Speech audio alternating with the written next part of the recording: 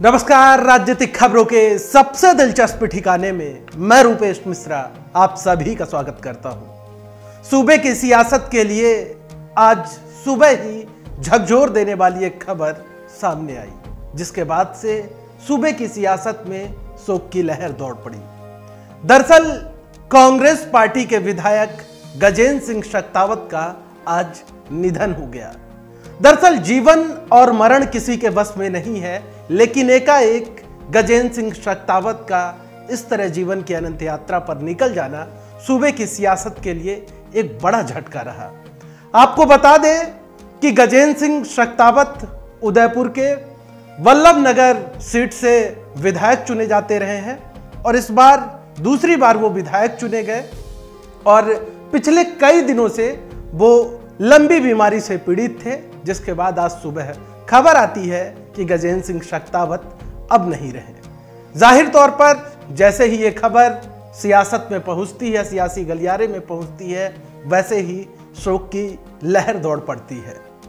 सूबे के मुख्यमंत्री अशोक गहलोत ने भी गजेंद्र सिंह शेखावत के निधन पर गहरी संवेदनाएं व्यक्त की। पूर्व मुख्यमंत्री सचिन पायलट ने भी गजेंद्र सिंह शेखावत की निधन पर संवेदनाएं व्यक्त की। गोविंद सिंह डोटासरा ने भी अपनी संवेदनाएं व्यक्त की। लेकिन गजेंद्र सिंह शेखावत का निधन हो जाना ये सूबे के पूर्व मुख्यमंत्री सचिन पायलट के लिए व्यक्तिगत आघात के तौर पर देखा जा रहा है, क्योंकि पायलट और गजेंद्र सिंह शेखावत एक दूसरे के कितने करीब थे, कितने नजदीक थे, यह बात किसी से छिपी नहीं है।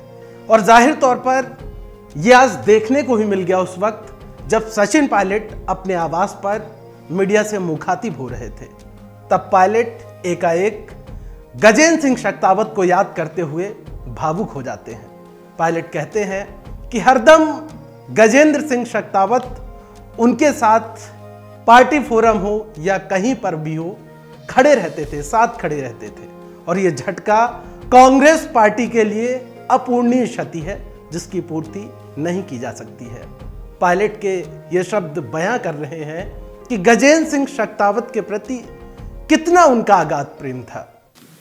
गजेंद्र शेखावत जी विधायक भी थे और क्षेत्र के प्रति, पार्टी के प्रति समर्पित थे। कुछ दिनों से बीमार चल रहे थे दिल्ली में इलाज भी उनका हुआ, लेकिन बहुत अचानक और बहुत दुखद ये खबर मुझे आज सुबह मिली। और मैं समझता हूँ ना सिर्फ उनके क्षेत्र का, मेवाड़ का, राजस्थान का और पार्टी का, लेकिन मुझे व्यक्तिगत बहुत क्षति आज पहुँची है। उनका साथ, उनका सहयोग हमेशा हम सबको मिला और एक कर्मठ जुझारू विधायक रहे। उनके स्वर्गीय पिताजी प्रदेश में मंत्री रहे, बहुत सालों तक योगदान दिया और उन्होंने भी अपने क्षेत्र के देखभाल में, पार्टी के प्रति काम करने में कभी कमी नहीं छोड़ी। और बहुत कम उम्र में उनका इस प्रकार स्वर्गवासी होना हम सबके लिए बहुत दुखद है। मैं उनके परिवार को, क्षेत्रवासियों को अपनी सांत्वना देता हूँ। जैसा मैंने कहा कि उस परिवार से बहुत पुराना लगाव मेरा व्यक्तिगत था। उनके जाने से हम सबको दुख भी है, क्षति भी है और उनकी कमी हमेशा हमको महसूस होती रहेगी।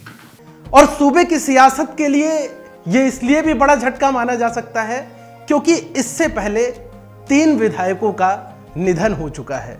कैलाश त्रिवेदी कांग्रेस पार्टी से ही विधायक थे, उनका निधन हुआ कोरोना के चलते। मास्टर भंवरलाल मेघवाल का निधन हुआ और उसके बाद फिर भारतीय जनता पार्टी की विधायक किरण महेश्वरी का निधन हुआ। यानी लगातार जिस प्रकार से सूबे की सियासत में झटके लग रहे हैं, इसे संयोग कहा जाए या क्या कहा जाए, लेकिन जिस प्रकार से 4 विधायकों का निधन हुआ वो जाहिर तौर पर सूबे की सियासत के लिए एक बड़ी क्षति कही जाएगी। आपको बता दें कि यहाँ पर तकरीबन कुल 200 विधायक हैं, जिनमें से आज गजेंद्र सिंह शेखावत के निधन के बाद से 196 विधायक रह गए हैं। आपको बता दें कि गजेंद्र सिंह शक्तावत दूसरी बार विधायक चुने गए हैं और गजेंद्र सिंह शक्तावत की यदि बात की जाए तो इनका सियासत में पदार्पण जो है वो विरासत से हुआ है, या यूं कह सकते हैं कि इन्हें सियासत ही विरासत में मिली है।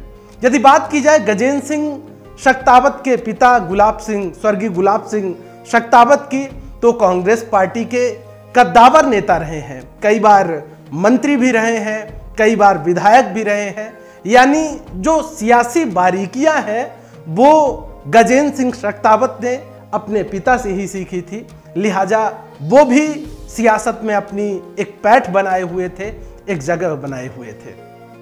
लेकिन जिस प्रकार से आज गजेंद्र सिंह शक्तावत के निधन की खबर जो आती है वो जाहिर तौर पर सूबे के लिए कहीं ना कहीं एक बड़ी क्षति मानी जाएगी, क्योंकि जिस प्रकार से उनका निधन हुआ और नेता, फिर चाहे वो पक्ष के नेता हों, विपक्ष के नेता हों, जिस प्रकार से अपनी वो संवेदनाएं व्यक्त कर रहे हैं, वो ये बतलाता है कि कहीं ना कहीं एक बड़ा आघात पहुंचा है।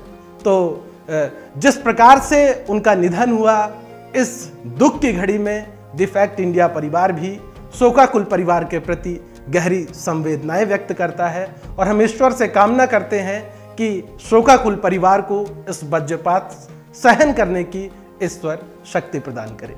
नमस्कार।